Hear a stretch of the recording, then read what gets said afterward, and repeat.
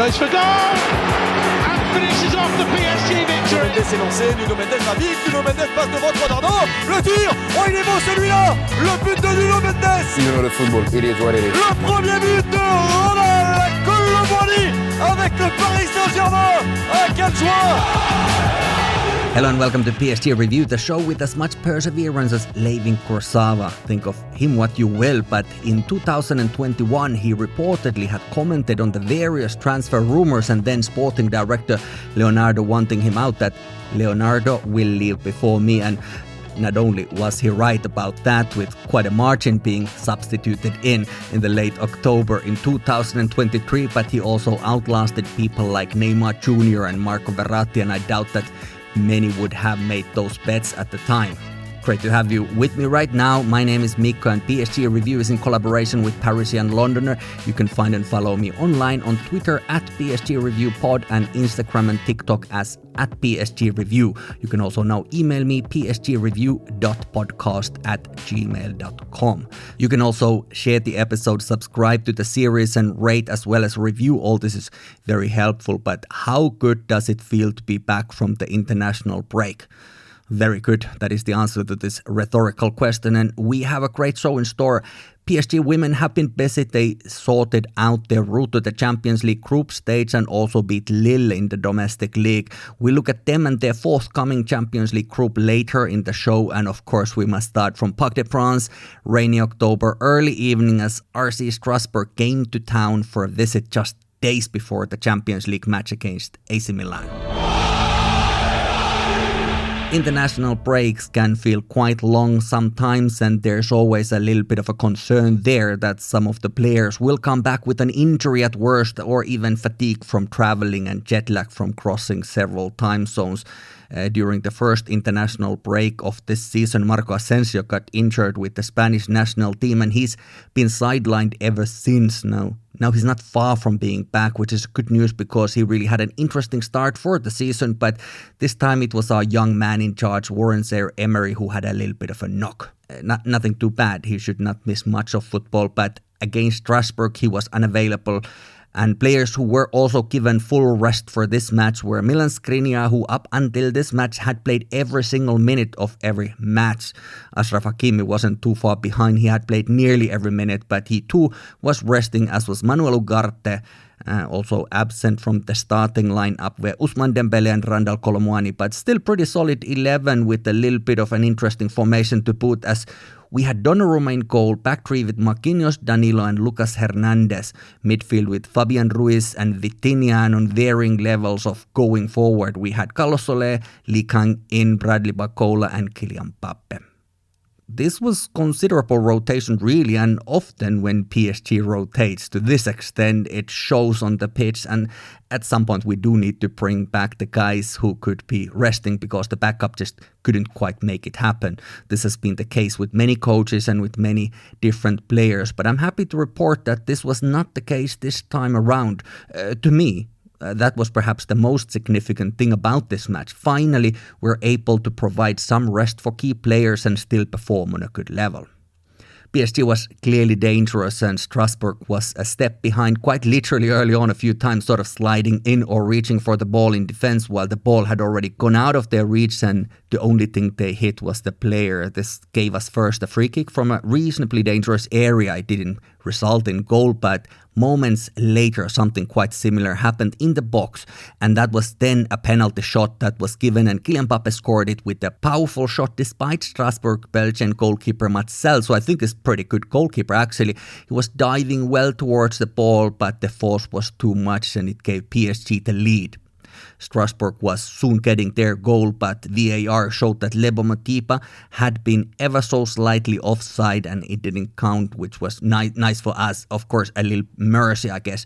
In the VAR images, you could see that while the hand of Marquinhos was on the other side of Matiba, the feet weren't, and of course the offside is measured from body parts that you can score with. So in the end, I think the call was a right one, even if it would have been unlikely that they would have seen that with naked eye.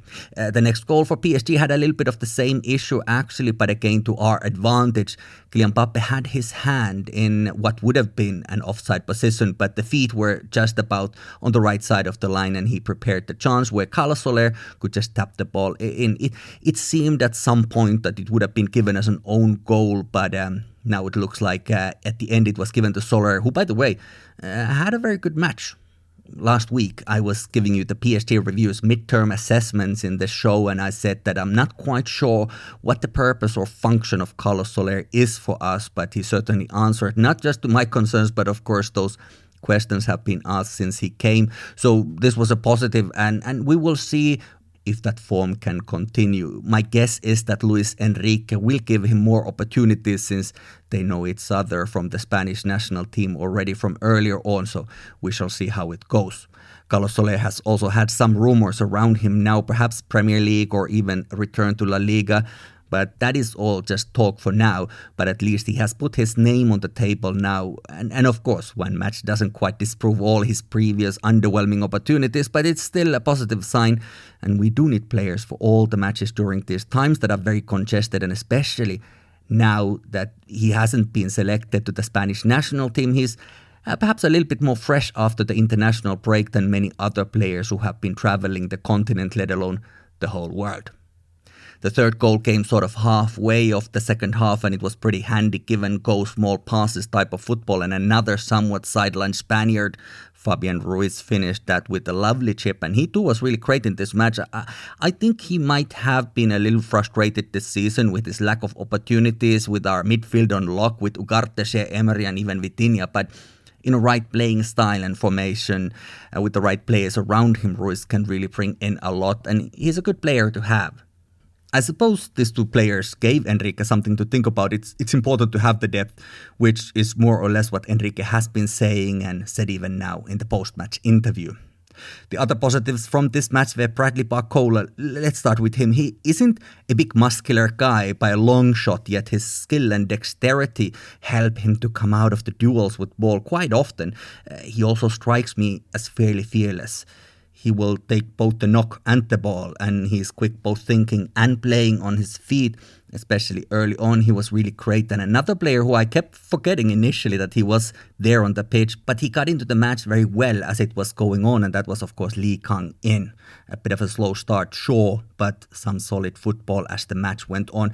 Kylian Mbappe, of course, is Kylian Mbappe.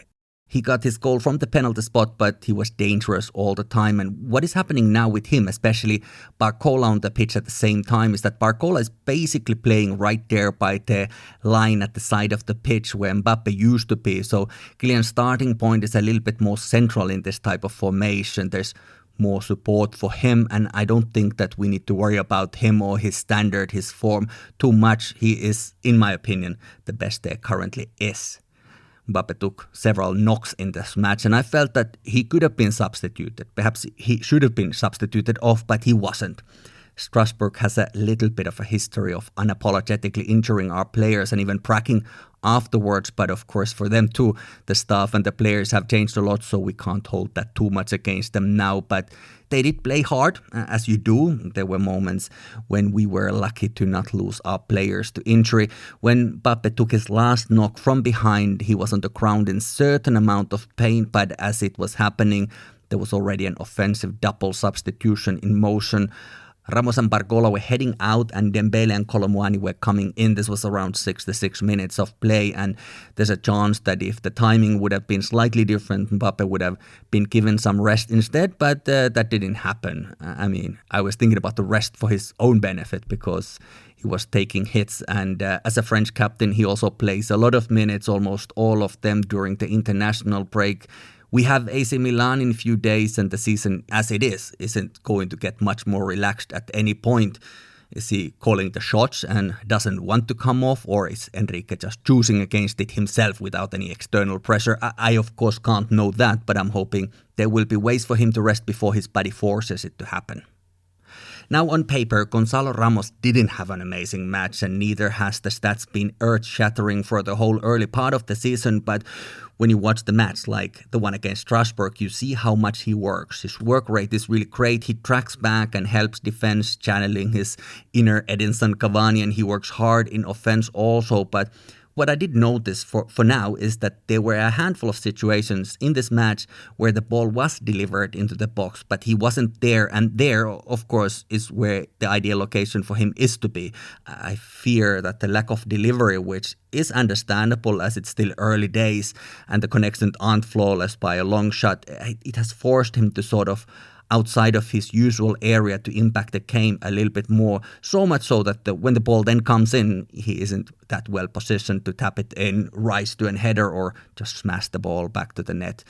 I hope that with time he can just start trusting the process and finish the chances within the box, which in my mind is his job. And of course, the job of a striker is to score, but at the same time, as long as the team scores, it doesn't really matter who is the scorer as long as they are players who score. And this season, it feels that our goals are a result of solid teamwork rather than sort of magical moments by extraordinary individuals. As a game plan, this is far better, and I'm sure that all of our forwards will get their numbers up also as the time goes by. Against Strasbourg, I was also happy about our defense. The back three had a very professional night, and with the clean sheet, you can't really fault them too much anyway, because while PSG was very dominant and held once more by far the majority of the possession, 77.5% to be precise, Strasbourg wasn't bad, and they had their moments also. I was also happy to see Nordi Mukiele on the pitch for some time, and even Shane Dur got some minutes, and I continue insisting that he is an interesting profile and one we don't quite have otherwise. So I'm hoping to see him getting more and more minutes at the end of these matches, and then of course there will be Coupe de France later and we will see how it goes. But his cameo against Strasbourg was very positive, even with the compulsory yellow card. I mean, which Italian PSG midfielder wouldn't have few of those? All in all, it was pretty fun and enjoyable match to watch, and from PSG's perspective, the highlight was the fact that we were a solid team despite the rotation and resting some of the starters. That to me gives a lot of hope, because in the seasons past, it hasn't always been the case. Up next, of course, is the Champions League match against AC Milan at Parc des Princes on Wednesday night. Milan is thereabouts on top of the Serie A. I'm recording this on Sunday afternoon, and tonight they're playing against Juventus, and depending on that result, they may be on top of the table or second after their neighbours Inter, but they are there in the mix domestically, even if in Champions League they haven't yet scored even one goal this season. They also haven't lost, by the way, so it's 2-0 results for them against Newcastle and Dortmund, so they have a lot to prove, and so do we, of course. I was mentioning this online on Twitter, where I'm at PSG Review Pod. I wrote that while this is hardly a scientific study or anything of that nature, it's nevertheless interesting how many difficulties we've had against our former PSG goalkeepers. Marcin Bolka was just crowned the Ligue 1 Player of the Month with Nice, and he hasn't yet been defeated by us since he left. Also Clermont, who are on the bottom of the table there, Mori Diab has won and drawn against us in the last half a year. And of course, AC Milan has the best French keeper, our PSG titi Mike Maignan, in their goal. And with Mike Maignan, of course, we have played against him while he was in Lille, and it's a mixed bag. There's been some wins and losses, but hopefully we will find the net behind him a good couple of times, and with a little luck and good match, the former AC Milan keeper in our goal, Gianluigi Donnarumma, can keep a clean sheet.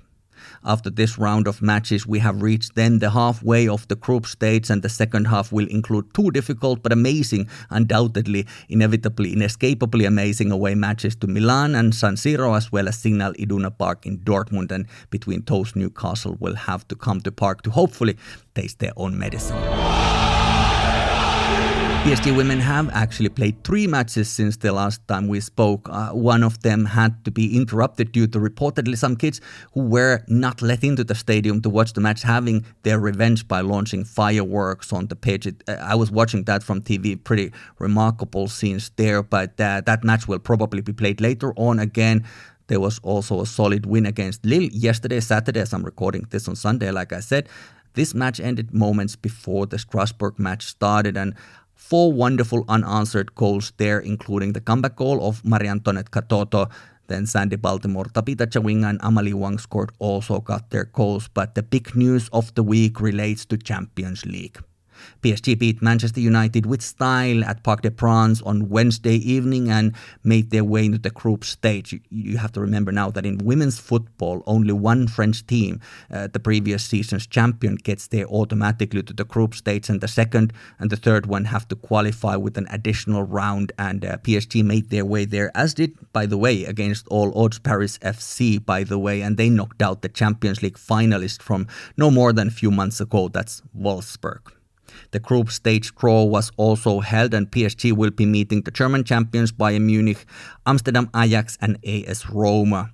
This is a tough group, there's no doubt about that. It probably is the toughest this year, as was of course the case with our men's team. You can insert your own chosen conspiracy theory here, but of course with women's football also we sometimes get easily confused when we play against big clubs who are strong and traditional in men's football, but that doesn't always mean that their women's project is on the same kind of level. Like for instance in England, it's far more recent development, all this that has got to do with women's football on this level. Bayern will be tough. There's no doubt about that. Ajax and Rome aren't easy either, but I do think that we should have every chance to get to the quarterfinals, which are directly after the group stage. There are fewer teams and no round of 16 in Women's Champions League. Thank you so much for listening. Hopefully you are well. Hopefully everything is going relatively smoothly in your life despite the world being in flames once more. And I certainly send my solidarity to the innocent people being bombed, brutalized and oppressed. This show isn't about that. But as a human, I do feel like even on this platform it bears to be said, especially since football is known for its moral void and often siding with the worst possible people there are. My name is Mikko. Catch me also online at PSG Review Pod on Twitter and simply at PSG Review on Instagram and TikTok. More PSG Review next time, but until that, take care and more than ever, peace.